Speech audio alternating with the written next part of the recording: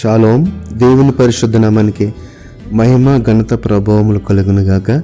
మన ప్రభువును రక్షకుడైన యేసుక్రీస్తు యెహోవా మెస్సీయ నామములో ఆత్మీయులైన మీ అందరికీ నా హృదయపూర్వక వందనాలు. ఉదయకాలపు శుభాలు తెలియజేస్తున్నాను. ప్రభునందు ప్రియులారా, ఎలా ఉన్నారని అందరూ. దేవాది దేవుని మహాకృప మనందరికీ తోడుగా ఉండి నడిపించునుగాక.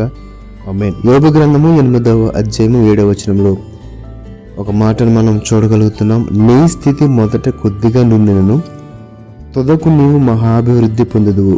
నీ స్థితి మొదట కొద్దిగా నుండినను తుదకు నీవు మహాభివృద్ధి పొందుదువు. ఈ మాటను యోబు స్నేహితుడైన బెల్దదు చెప్తున్నట్లుగా మనం ఆ పై వచనాలకు వెళ్తే చూడగలుగుతున్నాము.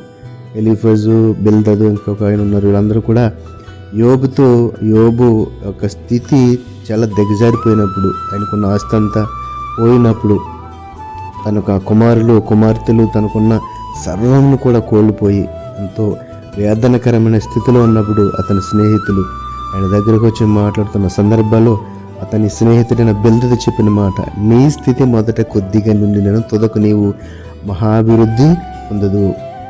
మనం యోబు చరిత్ర ఒకసారి ఆలోచిస్తే కనుక ఆ మొదటి గ్రంథం మొదటి వచనంలో యోబు అంత నీతిమంతుడు, యథార్థవంతుడు లేడని చెబుతూ అతని ఆస్తి ఆ యొక్క దేశంలోనే ఒక అత్యంత సంపన్నుడిగా యోబుని మనం చూడగలుగుతున్నాం.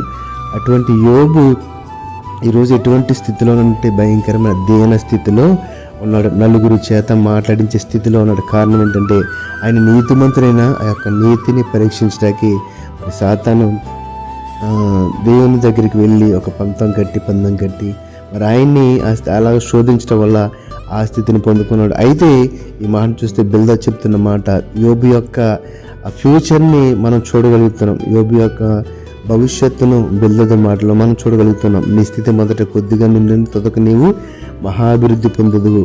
సామెతల గ్రంథము 4వ అధ్యాయం 18వ వచనంలో పట్ట పగలగు వరకు వేకు వెలుగు తేజరినట్లు నీతిమంతుల మార్గము అంతకంతకు తేజరిల్లును.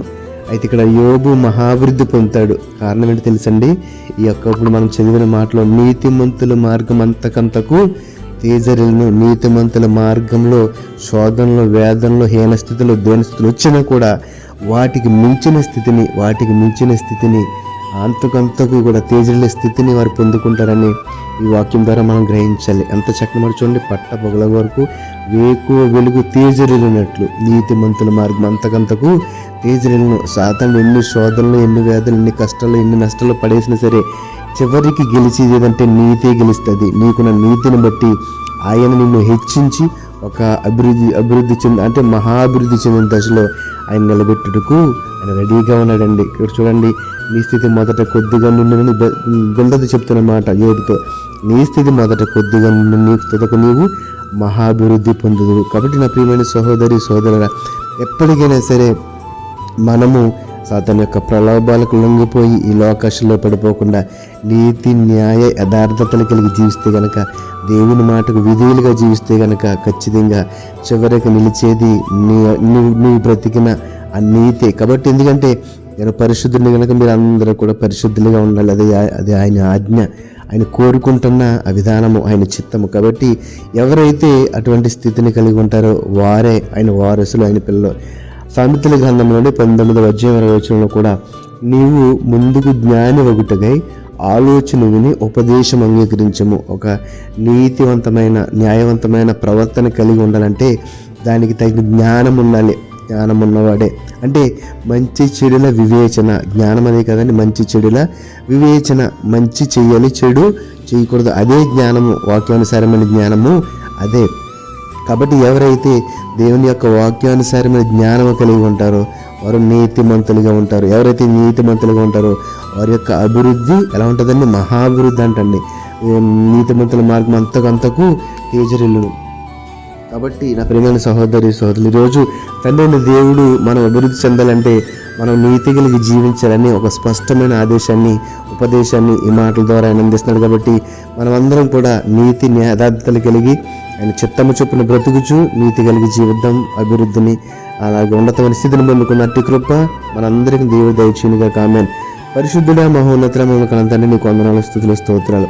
నీ స్థితి మొదట కొద్దిగా ఉన్న తుదకు నీవు మహాభివృద్ధి పొందుతావని, నీతిమంతుడిగా జీవిస్తే గనక ఆ యొక్క మార్గం అంతకంతకు తేజరులుతుందని. ఎటువంటి శోధనలు వేదనలు వచ్చిన చివరికి గెలిపించేది ఆ యొక్క నీతి, బ్రతికిన నీతి, ఆ యొక్క న్యాయం, యథార్థత మాత్రమేనని ఈరోజు వాక్యం ద్వారా మాతో మాట్లాడారు. నేను ఈ వాక్యం ద్వారా మా యొక్క హృదయాలను బలపరిచేందుకు నీకు వందనాలు, స్తుతులు, స్తోత్రములు, హెచ్చరించినందుకు, ఉపదేశించే వందనాలు.